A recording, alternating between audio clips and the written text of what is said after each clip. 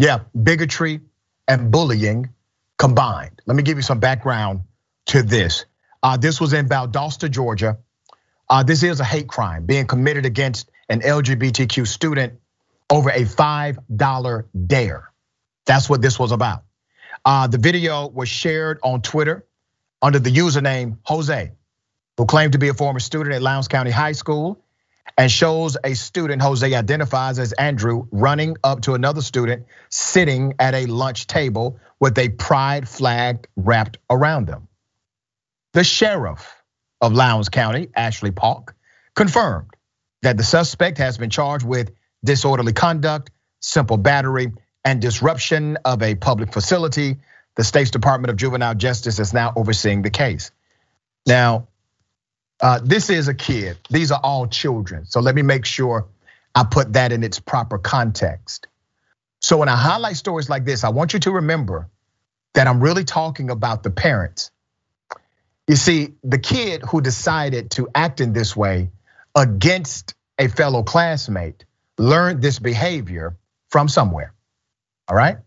So now the juvenile justice system is involved. There is a fine, way more than the $5 that he earned in this ridiculous dare. And naturally, you have a school system taking sides about what happened.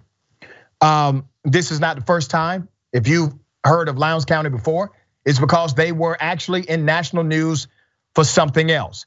In 2013, the body of Kendrick Johnson was found in a gym mat inside of their school. Let's put up a picture of Kendrick and his mother.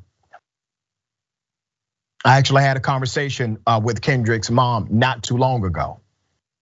If you remember this story, it was so extreme. They found his dead body inside of this gym mat, and they claimed he killed himself. And there were so many missteps by the coroner, by the sheriff, by the funeral home, by the investigation, the video evidence, the suspects being connected to other members of law enforcement. It was insane. A state autopsy initially ruled the 17-year-old's death accidental.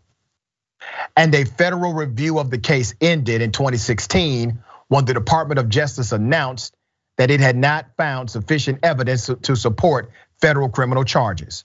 The Johnson family has maintained their son died of foul play and have filed multiple lawsuits against dozens of defendants over the years. And another autopsy that was paid for by the family said, no, this was not intentional. This was not accidental. Somebody did this to that kid. They found signs of blunt force trauma to his head. That case is still open out of that same high school, same exact high school. All right, Dina, your thoughts.